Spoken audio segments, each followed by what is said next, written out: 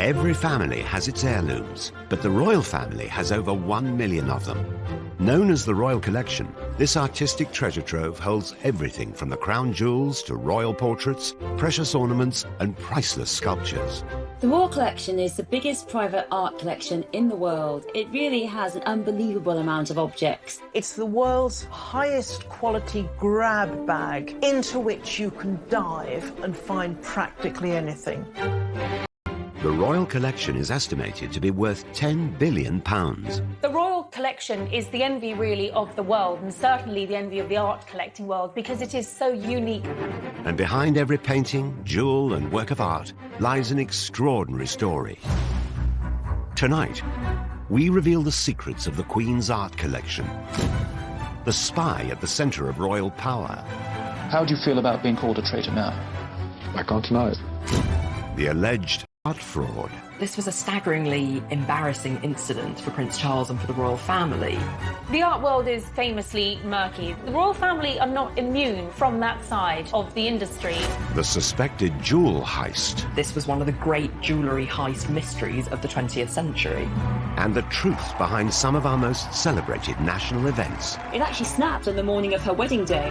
This is the secrets of the royal art treasures.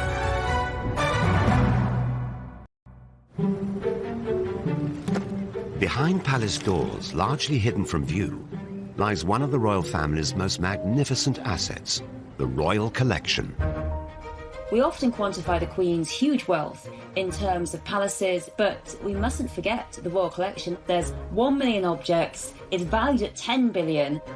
The Royal Art Collection holds a vast range of items that includes much more than just paintings. The Royal Collection is one of the largest and most important collections of art in the world. Drawings, paintings, sculptures that form part of this collection, and they are spread around 13 different residences, including Buckingham Palace and Holyrood House at Edinburgh. With some 7,000 paintings, a vast number are royal portraits.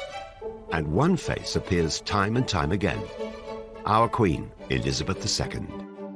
More than 100 artists have painted the Queen, of course. But very often, the occasion for a portrait, whether painted or photographic, has been some memorable occasion. Right through from the coronation through to the Queen's 80th birthday to the great Jubilees. By sitting for a portrait, the Queen is making herself accessible to the public. So I think it is another way of the monarch. Elizabeth, your undoubted Queen. One of the most iconic of these images captures her on the day of her coronation in 1953. The photo was taken by renowned society photographer Cecil Beaton. It looks as though the Queen is sitting in the Lady Chapel at Westminster Abbey, but actually this portrait was staged in the throne room at Buckingham Palace using a photograph of Westminster Abbey as a backdrop.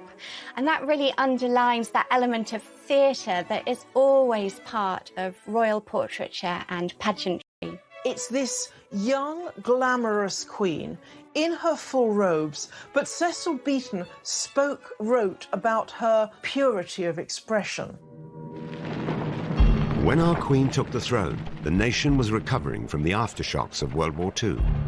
Rationing had only just ended, and the bitterness over the abdication crisis of 1936, when Elizabeth's uncle Edward VIII renounced the throne, was still very raw. I have found it impossible to carry the heavy burden of responsibility. The monarchy needed to project an image that spoke of a new start. Beaton really captures that sense of optimism for the future, I think. There's also a sense of her steadfast gaze out of the frame of the picture, looking towards the future. Cecil Beaton's iconic photo was a masterclass in royal PR. The monarchy's power and majesty is reinforced in every detail of the photo. Everything about the picture is symbolic. She's wearing the imperial state crown. In her left hand, she holds the orb, and in her right hand, the scepter with the cross. She's sitting so poised and alert right at the centre of the picture. And the way the robes fall around her, they create this very stable pyramid in the picture, suggesting perhaps the stability for the country of the arrival of this new monarch. And special painting or photo of the Queen has been added to the royal collection at regular points throughout her reign. Each one is a chance to mark the progression of her time on the throne. In amongst the formal portraits have been some surprising works. In 2012, the Queen bought 4 Andy Warhol prints of her own image for the royal collection. Well, the image of the Queen is probably one of the most powerful and instantly recognisable images in society. I mean, she is immediately familiar. Warhol's arrival at his London gallery is like a royal progress. Andy Warhol was a founding father of the pop art movement. He took images of the world's most famous faces and reproduced them over and over, as if they were more mass-produced commodities than worked century. Andy Warhol, he was the man who invented the saying, "We all have 15 minutes of fame." In the Queen's case, it's an awful lot more. And I think what he's trying to convey here is what happens when you repeat an image so many times, that the way the public engages with these famous figures is more with the trace of the person or the idea of what they represent rather than the real person underneath. Although it's not known how much the Queen paid for this item, other Andy Warhol prints of iconic celebrities have auctioned for over $80 million. While the Warhol portraits cemented the Queen's status as an icon, other portraits in the royal collection have been noticeably less glamorous. In 2000, she agreed to be painted by controversial artist Lucian Freud. Many people complained that it made her look lined, lumpy. It really isn't a flattering portrait. At the time of this portrait, Lucian Freud was the biggest name in British art. His pictures would sell for nearly £20 million, and by the time he died in 2011, he had accumulated the largest estate of any British artist, £96 million. Although the most successful artist in Britain, his portrait of the Queen met with controversy. I think it's fair to say that the portrait provoked mixed reactions when it was first unveiled. I think the Sun newspaper said that Lucian Freud should be sent to the Tower for painting this picture. The Queen's portraits in the royal collection are surprising insights into her personality. With works by both Lucian Freud and Andy Warhol, she's marking herself out as more modern than she's often thought to be. I think it's very interesting that she wished to connect herself with this absolute avant-garde, cutting-edge artist, and being very wily and astute at realising that these artists have a lot of pulling power, and if she is represented by them, she shows herself to be a modern woman in touch with cultural and artistic values of the day. By using portraits to communicate with her public, the Queen was continuing a tradition that goes back to Henry VIII. But it was not until Charles I started collecting art on a mass scale in the 17th century that the foundations of the royal collection were laid. The royal collection, as we know it, really kicked off with Charles I. He was like a little boy in a sweet shop. He began the royal collection on a staggeringly high level. Just as our own Queen has done throughout the 20th century, Charles I filled the royal collection with portraits, the perfect painter for his royal propaganda campaign, Dutch master Van Dyck.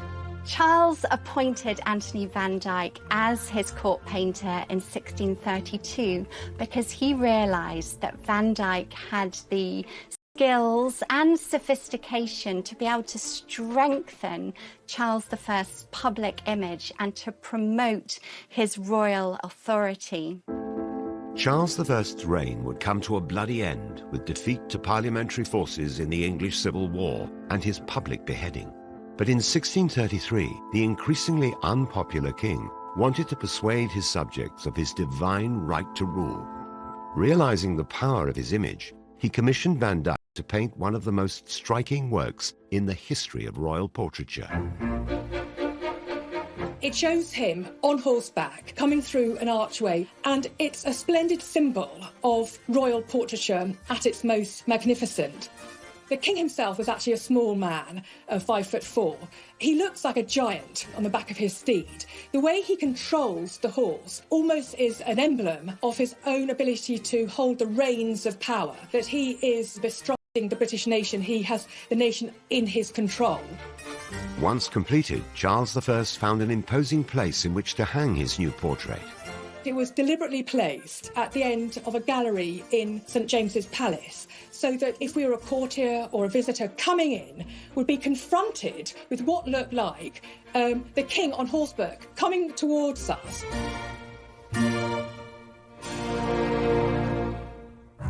Like those who went before her, our Queen continues to connect with the British public through the images she commissions of herself. But the Royal Collection not only holds paintings, it also boasts some of the most famous and valuable jewels in the world. And when the Queen really wants to dazzle her public, nothing brings a sparkle to the royal family like the crown jewels.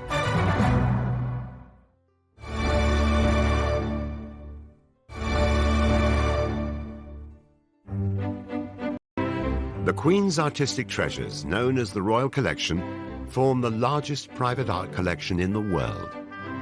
Many of these some 1 million items are publicly displayed at Buckingham Palace and galleries around the country. Yet the collection's most iconic items are kept deep inside the Tower of London.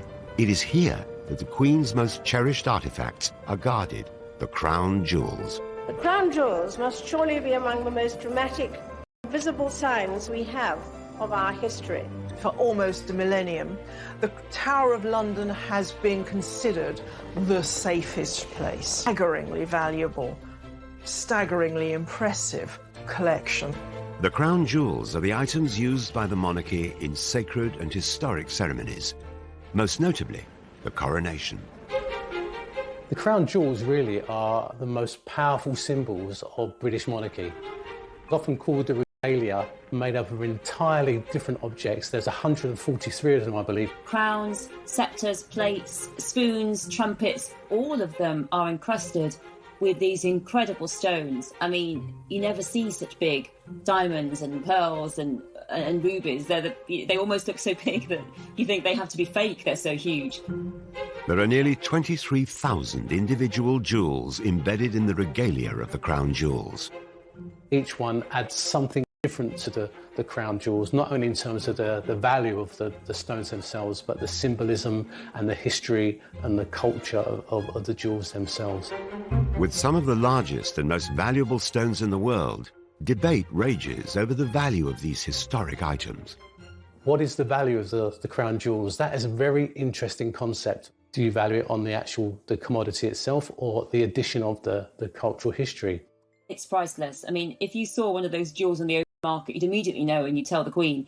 But there's some estimation that they could be worth 5 billion. So that's an incredible sum. Every year, 2.5 million visitors see the crown jewels in one of the most heavily guarded locations in the capital, the Tower of London's Jewel House. The chances of stealing these are very slim indeed. There is a round-the-clock protection operation that includes 22 guards, 100 security cameras, bomb-proof glass, which means you simply cannot get through to get those jewels. Of all the regalia on display, it is the crowns that generate the most fascination.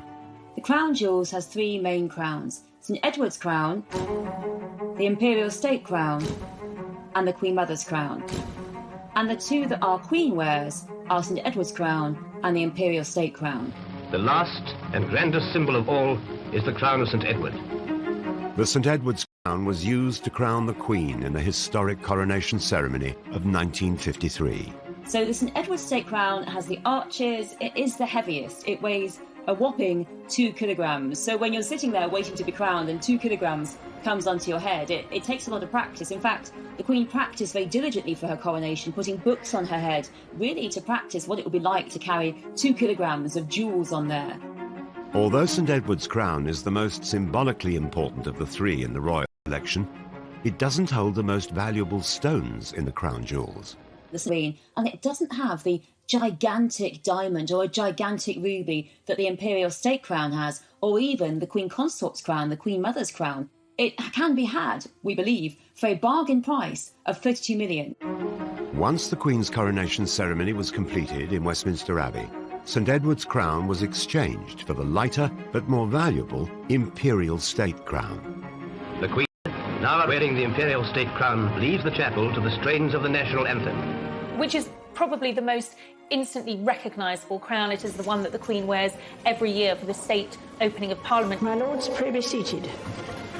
It has some 2,868 diamonds and weighs over a kilo. And the Queen has said that you actually can't look down while you're wearing that crown because it is so heavy to wear. So when you see this thing actually moving, it's a shimmering mass of light with all of these major stones set within. The third crown in the royal collection is not actually worn by the Queen. Known as the Queen Mother's crown, it was made for Queen Elizabeth, consort of King George VI and mother to our current Queen. The Queen Mother wore it for the 1953 coronation. Since then, it's only been used in a royal ceremony once. When the Queen Mother died, it was placed on her coffin, and it won't be worn again until we have another Queen consort. And that will definitely be Princess Catherine, who will become Queen Catherine next to King William. And will it also be worn by Camilla? Will she be crowned with Charles? The current approach to the royal family is that she will not be Queen Consort, she will not be crowned, her title will be Princess Consort, but we shall see. The crowns may be the most symbolically important items in the royal collection, but it is the jewels encrusted on each one that really dazzle the crowds in the Tower of London. The royal family owns some of the most splendid, extraordinary and expensive jewels in the world. And those sparkling diamonds, one of which is worth £400 million on its own that sits in the sceptre, I think really represents the splendour and the glamour and the wealth of the royal family. Known as the Cullinan One, this stone is the largest clear-cut diamond in the world at 530 carats. The Cullinan One is a remarkable stone. It's almost flawless. It's a beautiful white, transparent stone, pear-shaped. The Cullinan One still remains the most supreme white diamond in the world. The Cullinan One was cut from a vast stone found in South Africa in 1905. This diamond, the largest ever found, yielded three other jewels, the Cullinan II at 317 carats, found in the Imperial State Crown, and the Cullinan III and IV, turned into experts. The true value of the four Cullinans lies elsewhere. I think the real value lies in how they're tied with British history and how they have shaped our history and our culture. And so I think it'd be a very difficult thing to actually value. Although each jewel holds a unique story, many have controversial provenance. The Koh-i-Noor diamond that sits in the Queen Mother's crown has a particularly checkered history. Although its origins are unknown, it was in possession of rulers based in South and West Asia before coming into Queen Victoria's possession in 1849, when the British East India Company defeated the Sikh Empire in Punjab. It's very strongly felt that it was not bought and not obtained fairly. It was obtained under the force and oppression of empire, and therefore the governments of India, Afghanistan, Pakistan and Iran have claimed it and said it is theirs. And so far the British government have refused to give it back and said it belongs here. Unlike the Koh-i-Noor, the discovery of the Cullinan is very well documented. It was found at the Premier Mine, owned by South African mining magnate Thomas Cullinan. This was probably the greatest historical find of any gemstone in the whole world. A worker was looking at the surface dumps and found glinting in the wall this huge crystal. Took this out of a pocket knife, took it up to the mine office and weighed it and studied it, and they had in their hands the largest diamond ever found at 3,106 carats. Absolutely incredible. Preparations were made for the stone to be transported to Britain, where Thomas Cullinan's agents would put it on sale. And then once it was going to be shipped by boats to England, a replica was made, and the actual real stone itself went via just normal posts in the post, and the actual replica went in a special armed guard as a decoy stone. The stone went on sale, but due to its high price tag, remained unsold after 2 years. It was eventually purchased by a South African politician and gifted to King Edward VII in 1907 as a symbol of unity after the Boer War. The stone was then transported by train to Sandringham. It had its own first-class carriage with the royal detectives. The head of Scotland Yard took it to King Edward VII, and the rough stone was gifted to him on his 66th birthday. With the largest rough diamond in history at his disposal, the king now had to decide how to cut it. Diamonds are very strong, and so they had to find a person who would, be very careful and not damage the stone in any way. And so the great company, the celebrated company Ashers of Amsterdam, were appointed to cut this stone. And so they came to London, they studied the stone for a week to find out how to cut this thing. And remember, this stone is fist size, it's as big as my fist. A chisel in the top, smacked it with the hammer to break it, and the chisel broke. After another attempt, the stone was cleaved into 4 separate diamonds. The 4 Cullinan jewels are now the showpieces in the crown jewels. But beyond the items in the Tower of London, the royal collection is rich in other priceless regalia that bestow splendour and authority on whoever wears them. As well as the jewels and the crowns in the royal collection, which bring incredible visual splendour to the royal family, coronets are also very, very important. They are essentially smaller crowns. And I think probably the most famous coronet is the one that was used for the Prince of Wales's investiture. The coronet for sovereignty. Prince Charles's coronet took centre stage in his 1969 investiture ceremony. It's incredibly unusual. It's got an orb at the centre of the piece with quite futuristic spikes around it, so it's immediately recognisable. The royal collection provides the star items for any coronation or investiture. Yet weddings too are given a dash of glamour with treasures from the Queen's personal jewellery box.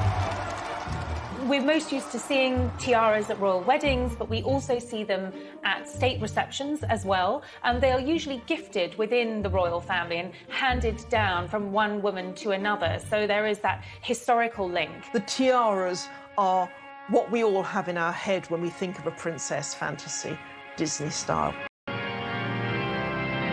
On her wedding in 1947, the Queen wore the Queen Mary fringe tiara, given to her by her mother. There's actually a great story behind it, in that it snapped. It actually snapped on the morning of her wedding day, and a palace aide had to rush it to the jeweller to mend it and then rush it back. And if you look very closely, you can actually see the break there when it snapped, because these are very delicate items. More recently, in 2018, Meghan Markle wowed the crowds at her wedding when she wore the Queen Mary diamond bandeau tiara. But it was reported later that the tiara generated controversy behind palace doors. Meghan had actually set her sights on another tiara from the royal collection, which wasn't deemed suitable because it allegedly had stones from Russia, which wouldn't have been suitable for a royal wedding. It has been speculated that Meghan's first choice was the Vladimir tiara, an item thought to have joined the royal collection after the Russian Revolution in 1917. Encrusted with emeralds, rather than the more common diamonds, it could have been an unusual choice for a wedding tiara. So she was strongly urged to go for her second choice, and she did look beautiful in it on her wedding day, but the story is that there were tears and tantrums behind the scenes because Meghan didn't get the tiara. To me, of royal glamour and historic symbolism. But the extraordinary riches held by our monarchy are not only used to dazzle the public, because when Great Britain really wants to impress a visiting dignitary, there is nothing more thrilling than the treasures of the royal collection.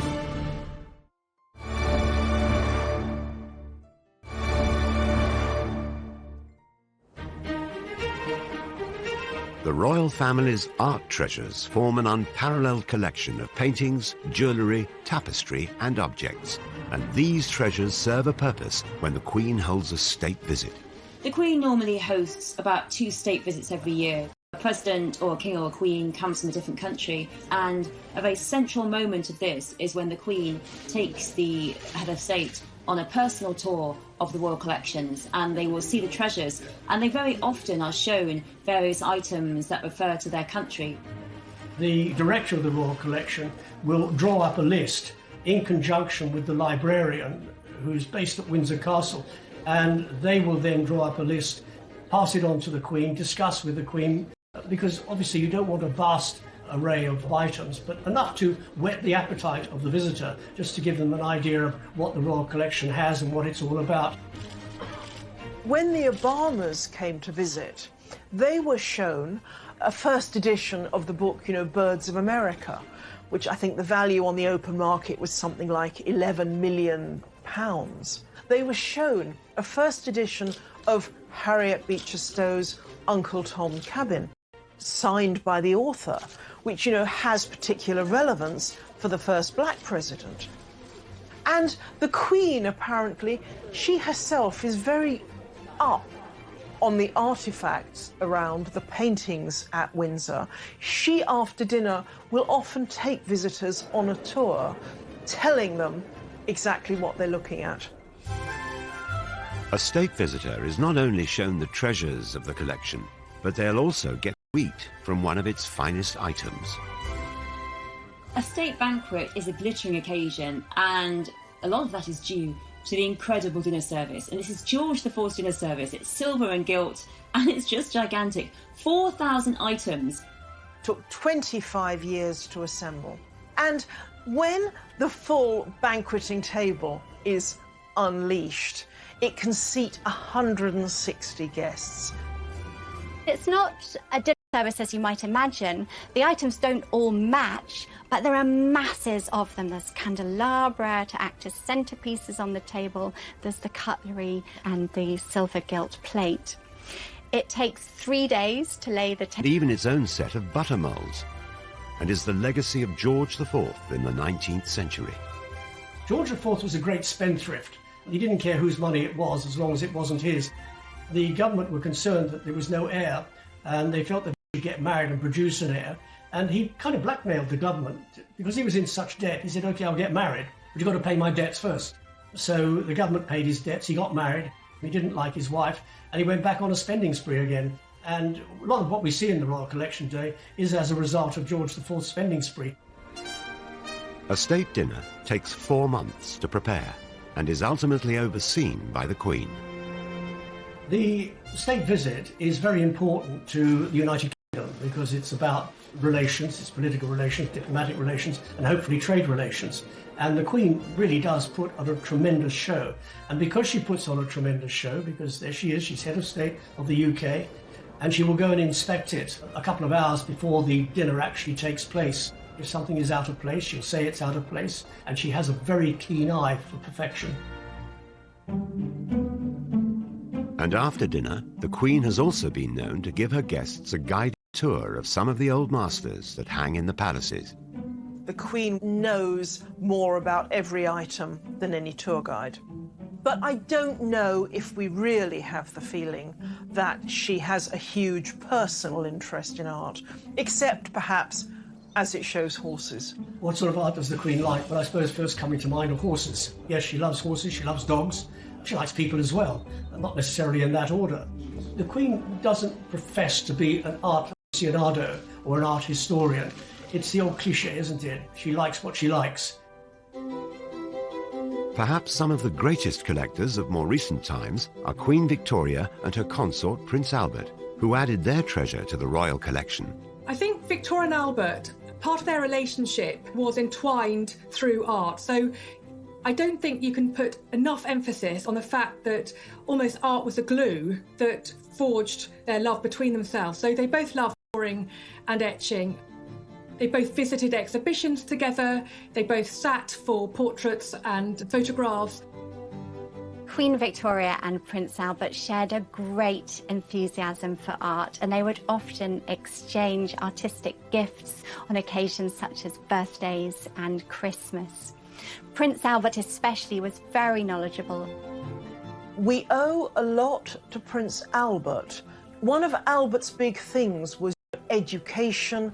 His legacy, in a sense, is what's been called Albertopolis, the complex of museums in South. Began putting things together so that the British people had a chance to see more of what the British monarchy were viewing every day. Victoria's choice of art at times reveals the passionate relationship that the couple enjoyed, such as Florinda by German painter Franz Xaver Winterhalter. This is a painting that Queen Victoria bought for Prince Albert's birthday in 1852. And if you think of our slightly buttoned up, straight-laced idea of Queen Victoria, this picture looks rather surprising. You know, Queen Victoria is the monarch who famously, when she visited the V&A Museum, they had to go around and put fig leaves on all of the sculptures. And what you're looking at here is a picture based on a story of the Princess Florinda, and she's gone out to bathe in a pool close to her castle in Toledo with her maidens, and all of them are in varying degrees of undress. Now, what Florinda doesn't know is that the young Rodrigo is spying on her from behind the bushes, and the story is that Rodrigo fell in love with her so passionately he then seduced her, which made her father, the Count, so angry that he actually went out and encouraged the Arab invasion of Spain. And during the battle, Rodrigo was killed. What I find very interesting is that this painting was chosen to hang in Osborne House, the most intimate of the royal residences, over their working desks where Victoria and Albert would do their paperwork. And so it was an image that they would both be enjoying on a daily basis. And I think being such an essential image of semi-clad women says quite a lot that they chose that in their private working space. We know that they had a very loving and close relationship. Queen Victoria can't have been a prude. She had 9 children with Albert. Victoria and Albert always gave each other special Christmas presents. One year, the Queen commissioned Edwin Landseer to paint a portrait of Albert's dog, Eos. Edwin Landseer was Queen Victoria's favourite artist, and he even gave the Queen drawing lessons. He was particularly celebrated for his portrayals of animals. The painting of Albert's dog Eos is a quite distinctive element in the royal collection because it shows this beautiful dog that Albert loved to bits. In a way, it's almost a portrait of Albert because it shows the dog standing by certain items of clothing of the princes, his hat and cane. It also is very affectionate, and these qualities of love and commitment were qualities that obviously he showed to not only his wife but also the British nation. Landseer's paintings have been known to fetch millions on the open market. The value of Eos is doubtlessly increased by the significance it had for Victoria, particularly after Albert's early death from typhoid at the age of only 42, leaving her a widow for the next 40 years. The Royal Collection also holds special mementos of the other great loves in her life, her 9 children. In the collection at Osborne House is a remarkable group of marble sculptures. They're based on plaster casts that were taken from her children as they slept. Queen Victoria kept these marble sculptures in her private apartments at Buckingham Palace. I think it tells us quite a lot about her love of her family and the fact that she wanted to project an image of a loving mother. Under Victoria and Albert, the Royal Archives also began to burgeon with a new form of art, photography. The Queen and her husband understood that the power of their image would be crucial to the success of Victoria's reign. And what Albert and Victoria did in particular was they presented themselves as the model family, as the perfect family, mother, father, children. But also, I think because of the Reform Act, because of the greater basis of middle-class power in terms of voting that was having power in the country, Victoria really is catering to a middle class, and that very much is presenting herself as quite an ordinary, humble-looking family. Like these portraits in which Albert and Victoria are just looking like they're chatting in Windsor Castle, in which Victoria looks like any Victorian mid-century housewife. She's got a very ordinary outfit on. They look like any ordinary couple, which was really quite revolutionary at the time. Every king normally has himself painted in bling or intimidating, and here's Victoria looking like anyone's next-door neighbour. Like Victoria before her, our current Queen is now the custodian of the Royal Art Collection, which has grown to become one of the largest in the world. But it is a collection that has not been without its scandal and betrayal. How do you feel about being called a traitor now? I can't deny it.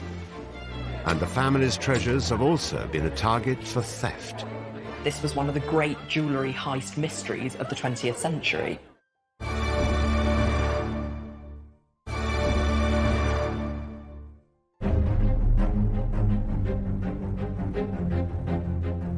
The Royal Collection is one of the largest art collections in the world, made up of an estimated 1 million objects.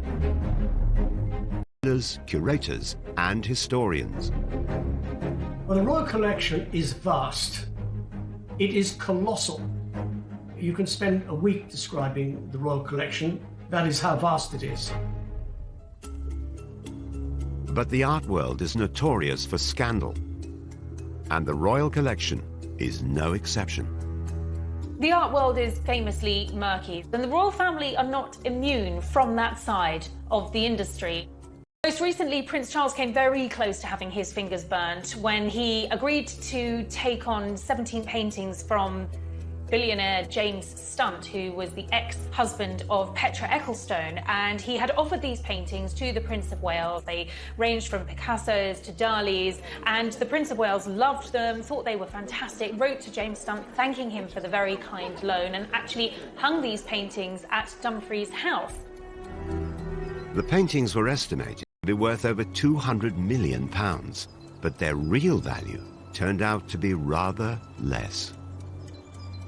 The problem was that it turned out that 4 of the 17 paintings were actually fakes.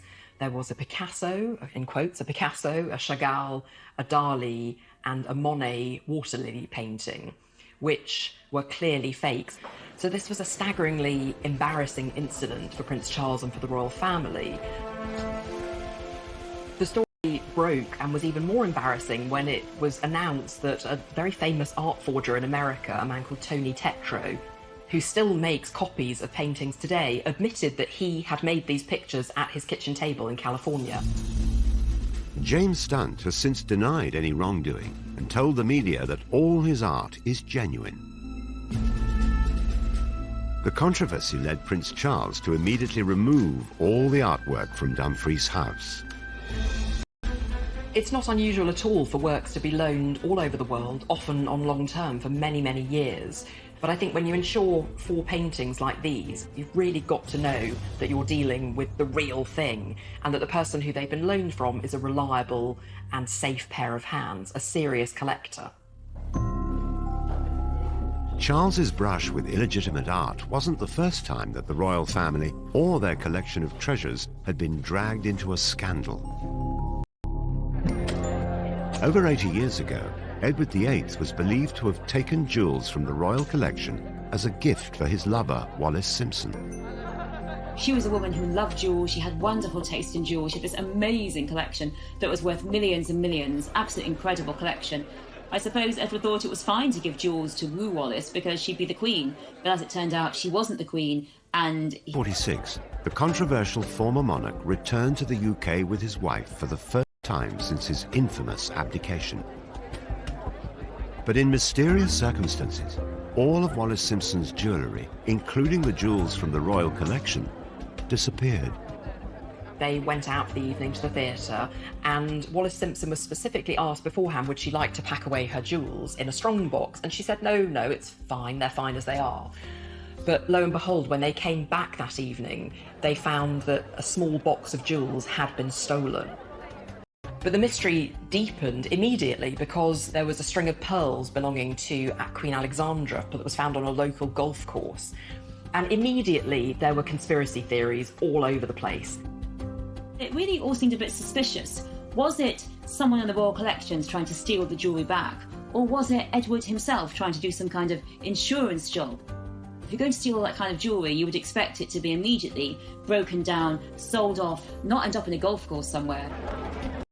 Despite an arrest for the theft being made in 1947, millions of pounds worth of Wallis Simpson's jewellery was never found.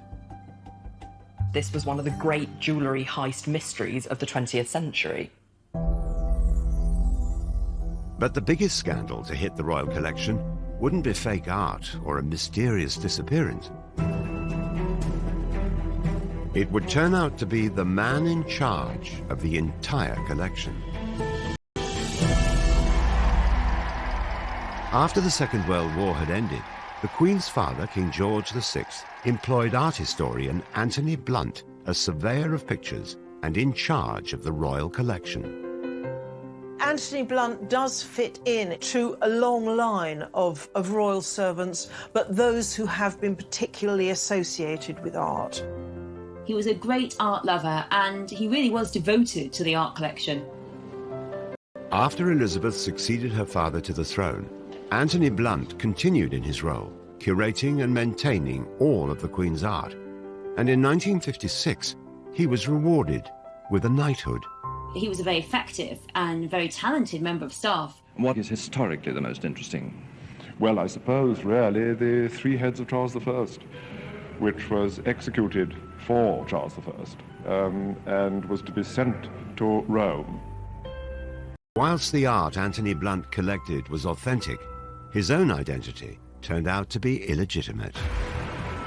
What the general public didn't know is that Anthony Blunt had been one of the Cambridge spies during World War II. He was involved in very serious spying, and yet it simply wasn't known.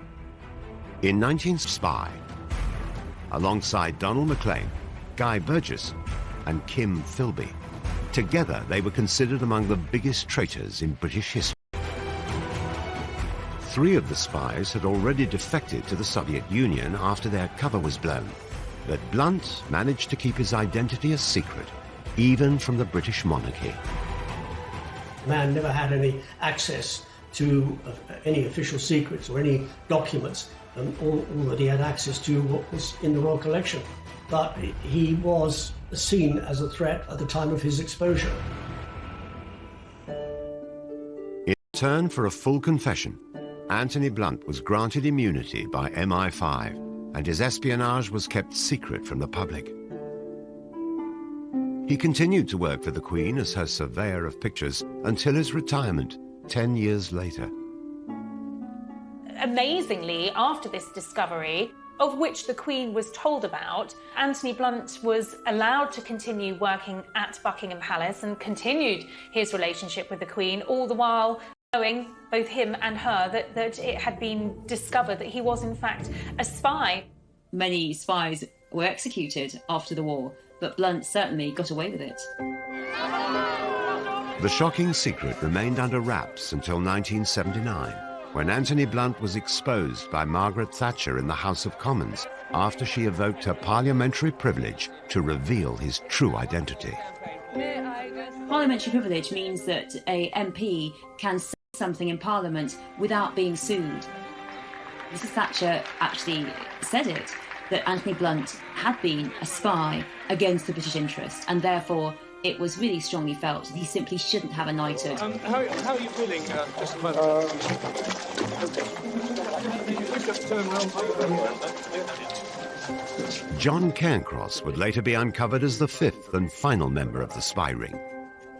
But the discovery of Anthony Blunt, who had worked for over 20 years alongside the Queen, remains the most shocking. After 1964, you were still working with and for the royal family. How did you reconcile that with the fact that you are a traitor? I felt that I'd been given a job to do, and I felt I could go on doing it for the royal collection. When you made your confession, did the Queen know? Well, this is a question again which I would rather not discuss, because my information is, so to speak, if not second-hand, it's rather vague. He lost his knighthood, and he lost his job, and he died a lonely, broken old man. How do you feel about being called a traitor now? I can't deny it.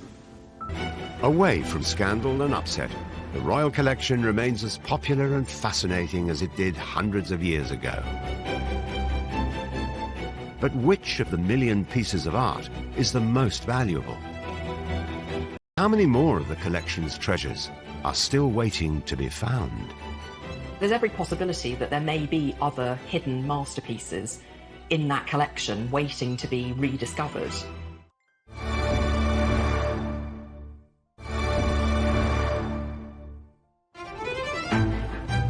Hidden within the royal palaces are some of the most valuable and unusual pieces of art ever to have been made.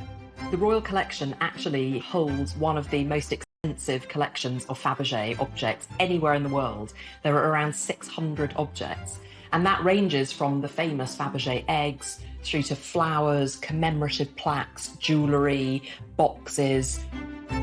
Some of these treasures, made by the jeweller Carl Faberge, were gifts that the Russian royal families would give each other for Easter. The enthusiasm for Faberge pieces was soon taken up by their British royal cousins. One of the starting points for the Royal Collection of Faberge was a commission made by Edward VII as a Christmas present for Alexandra sometime in the 1900s. And what it is a collection of carved hard stone figures of animals that were in the royal farm at Sandringham. Carved from all sorts of different stones, wonderfully skillful pieces of craftsmanship. Semi-precious stones themselves, but perhaps a little garnets or rubies inset for eyes and things like that. And they must have been a charming present to receive. But maybe the most iconic of the Queen's collection is this bejewelled mosaic Easter egg, a gift given by Nicholas II, the last Tsar of Russia, to his wife, the Tsarina. Inside are images of the Tsar's children. It's absolutely one of the masterpieces. Designed by a designer called Alma Pill, who had the idea for the egg when she saw her mother-in-law working on a piece of embroidery. And that's what the egg looks like. So it's a lattice work of platinum, and into that platinum are inset all these different precious and semi-precious stones, create this wonderful image of the egg. In 1917, the Tsars were deposed in a bloody revolution and murdered in a house in Siberia. The eggs are one of the most iconic items of their rule. This one was bought by Nicholas's cousin George V in 1933 for £250. Today, it's likely to be worth several million. And the Queen showed Kate her collection of Faberge eggs. The Duchess said they were amazing. They're amazing. These are shut in a cupboard. Nobody can afford these things nowadays. I did have an opportunity of seeing a lot of the treasures in the Royal Collection up close, even to the point of the egg was quite exciting. Never owned a piece like that, but holding it was quite special. Queen Mary was given the egg as a gift by her husband.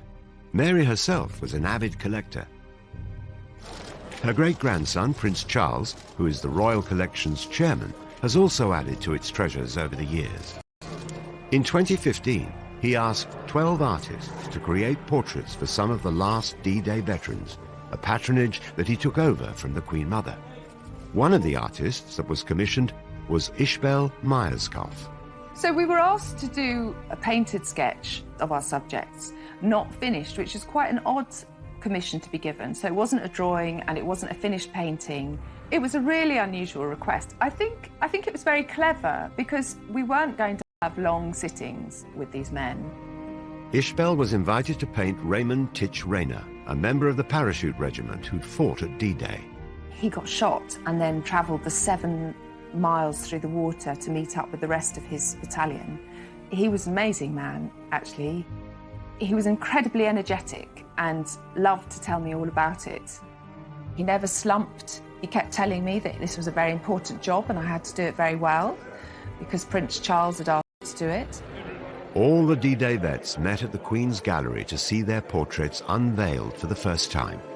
But sadly, Titch died before the exhibition opened and never saw Ishbel's work of him. Prince Charles spoke to me. He really liked the painting, and so we talked a lot about that. And we talked a lot about Titch and how sad it was that he wasn't there and the amazing things that he did.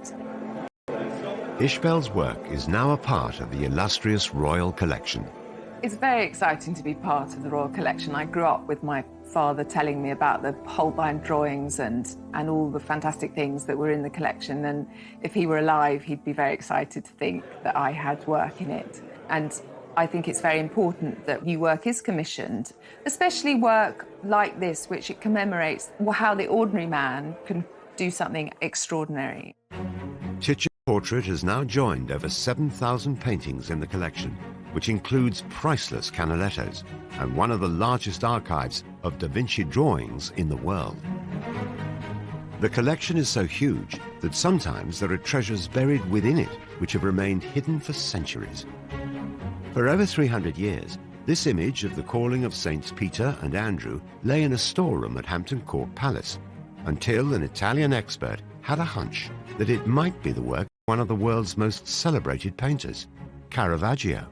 He was most famous for very dramatic theatrical effects of light, but also he was renowned because he used regular people who he met in the street in Rome for his sitters, and that was seen as completely irreligious and revolutionary. You know, here were saints and apostles and images of Jesus and the Madonna, but they were actually regular men and women just picked off the street with their rough, interesting, asymmetric faces. So that was seen as incredibly daring.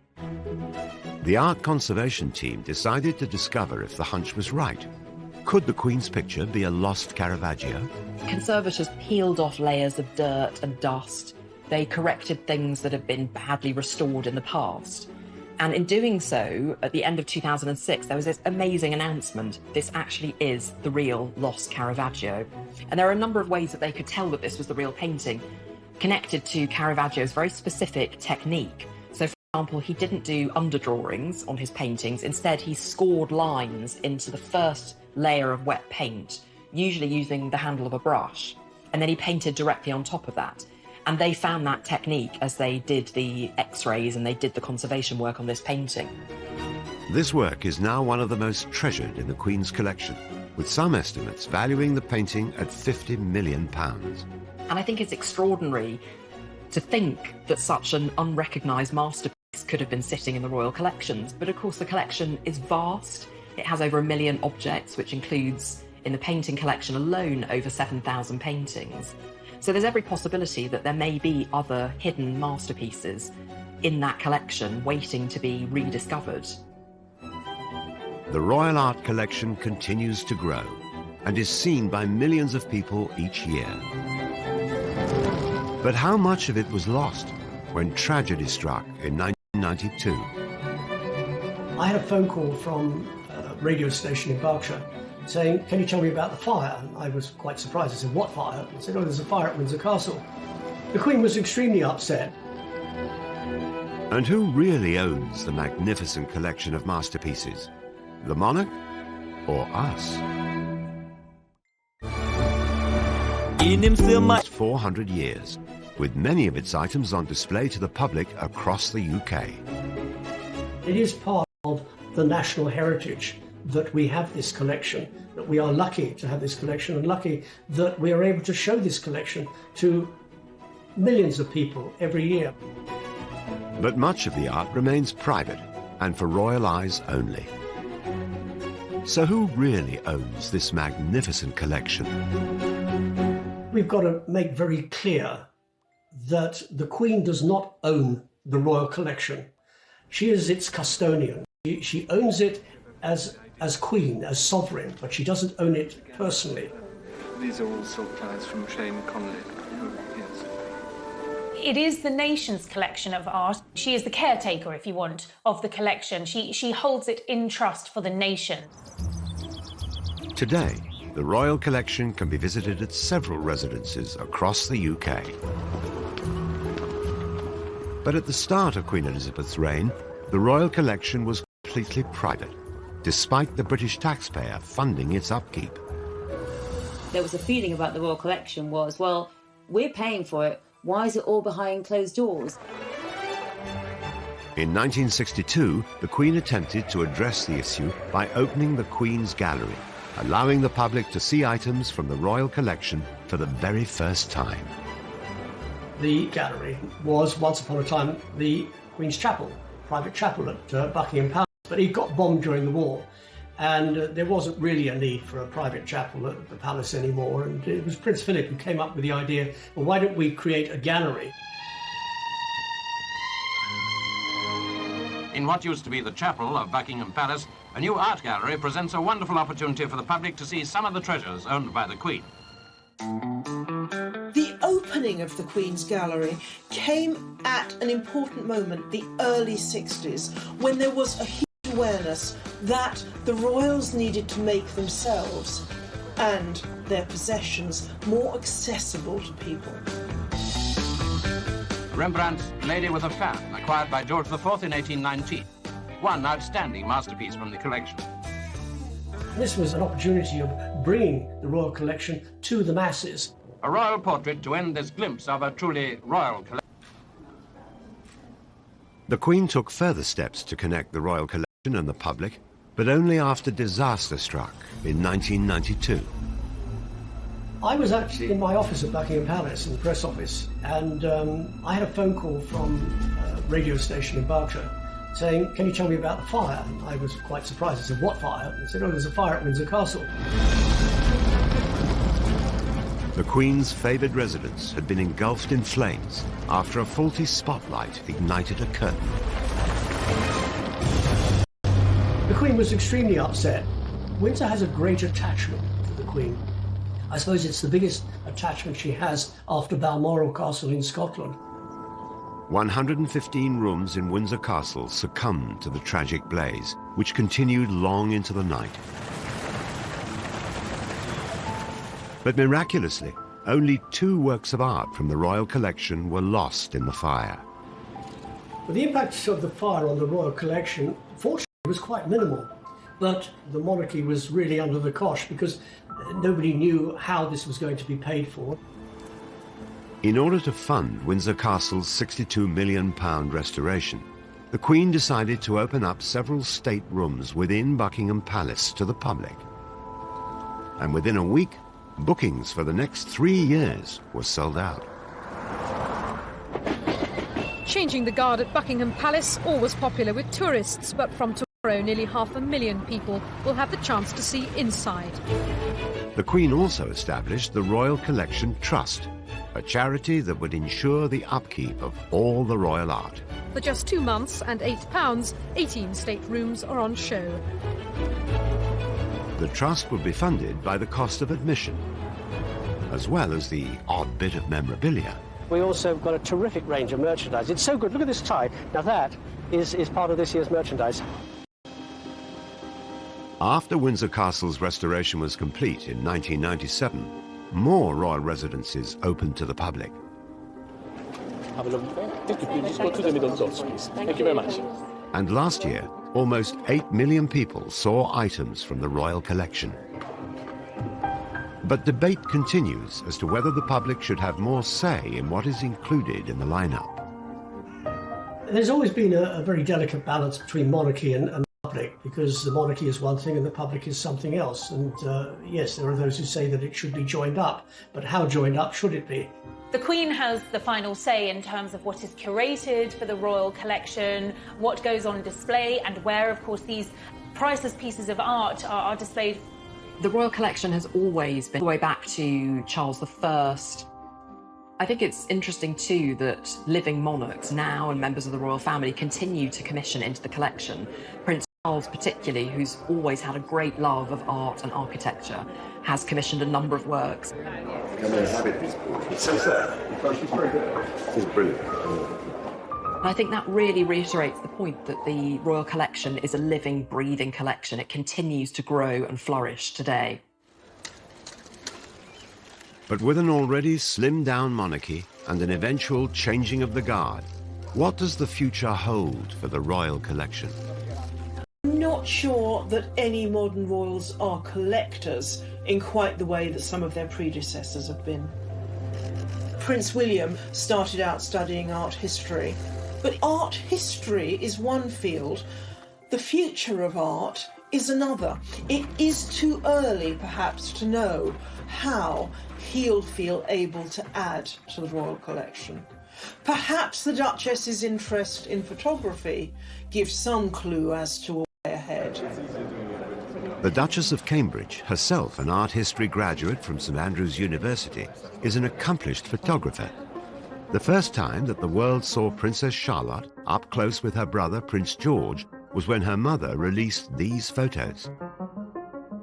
The shots, I think, by a photographer could be quite formal, and she wants to have much more sort of action shots, much more intimate shots, and really I think that's very much her way of giving out this vision of the family, vision of her family, which it is one of happy lives for the children, and they are living a comparatively ordinary life. At the end of the day, they're being photographed by their mother, and that really comes across in the pictures, which are very candid, very natural, and very beautiful. Could Kate's passions and values be key to the future of the Royal Art Collection? Kate has used her royal position to really put the spotlight on art and photography. She's the patron of the National Portrait Gallery, and quite recently she's launched an exhibition called Hold Still, and she has asked members of the public to submit photographs capturing their private lockdown moments. And you know, in doing that, she's really using that spotlight that she's got to put it onto an issue that she cares about, something that she feels is important. The art